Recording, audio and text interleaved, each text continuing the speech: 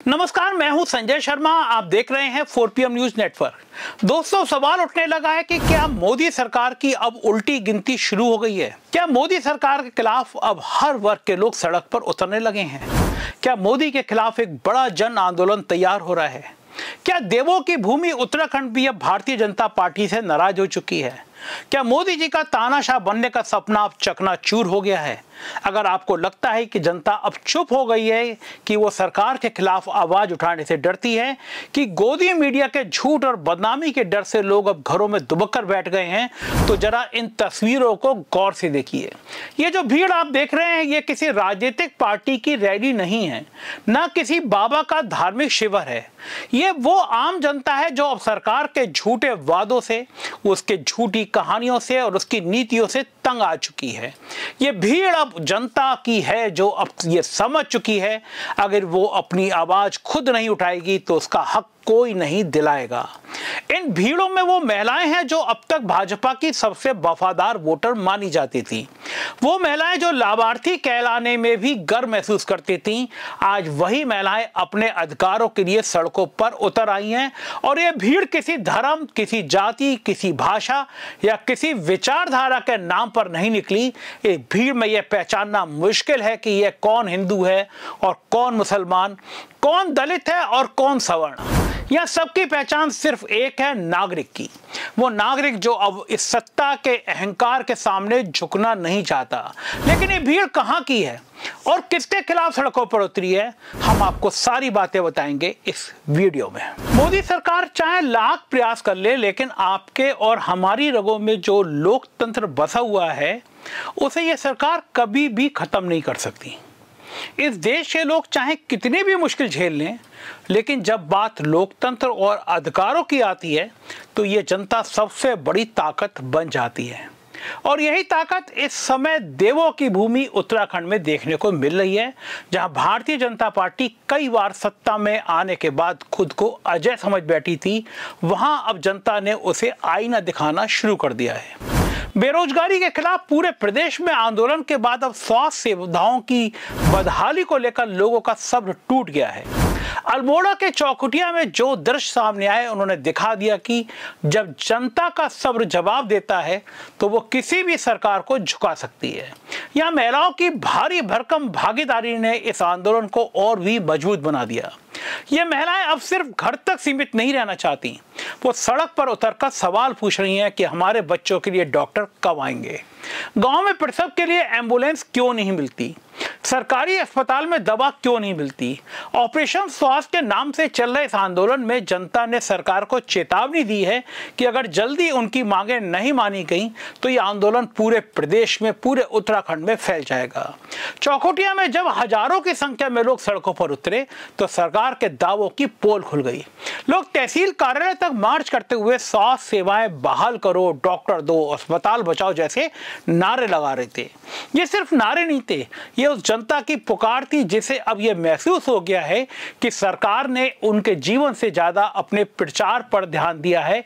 1000 करोड़ रुपया गोदी मीडिया को दे दिया गया। आंदोलनकारियों का कहना था कि सरकार ने स्वास्थ्य सेवाओं पर सिर्फ 50 करोड़ रुपए भी खर्च किए होते तो हालात आज अलग होते। लेकिन भाजपा सरकार ने जन स्वास्थ्य और शिक्षा जैसे बुनियादी क्षेत्रों को नजरअंदाज कर दिया और अरबों रुपए अपने इवेंट्स, पोस्टरों और विज्ञापनों में बहा दिए। चौखुटिया में भूख हड़ताल पर बैठे लोगों को 14 दिन हो गए, फिर भी सरकार की तरफ से कोई ठोस कार्रवाई नहीं हुई। ये वही सरकार है जो हर मंच पर सबका साथ, सबका विकास का दावा करती है, लेकिन जब जनता सड़कों पर उतरती है तो उसे सुनने वाला कोई नहीं होता।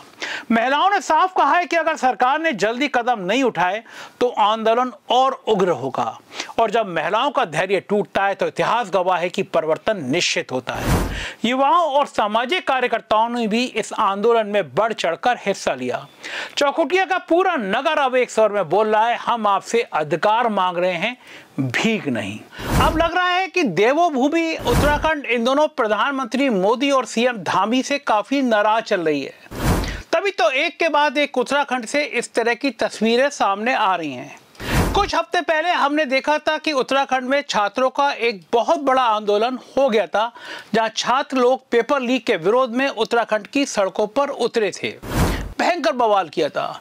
छात्रों ने यूकी एसएससी की परीक्षा के पेपर लीक के बाद विरोध प्रदर्शन शुरू किया और सीबीआई जांच की मांग की। इस आंदोलन का नेतृत्व छात्रों ने किया, लेकिन कुछ अन्य मुद्दे भी सामने आए, जैसे कि विभिन्न कैंपसों में बुनियादी समस्याओं और स्वास्थ्य और शिक्षा में सुधार की मांग। हालांकि सरकार ने आंदोलन की वैधता पर सवाल उठाते हुए इसमें अरवन नक्सल गैंग की संलिप्तता का आरोप लगाया। सरकार के बारे में जरा सा बोल दीजिए, आप अरवन नक्सल हो जाते हैं। लेकिन इस बार जनता सरकार के किसी बहकावे में नहीं आई। ये सिर्फ उत्तराखंड की बात नहीं है। पिछले कुछ महीनों में देश के अलग अलग हिस्सों में ऐसी ही तमाम आवाजें उठने लगी हैं। लोग कह रहे हैं कि जैन जी का असर है। जनता सवाल पूछ रही है और मोदी से जवाब मांग रही है।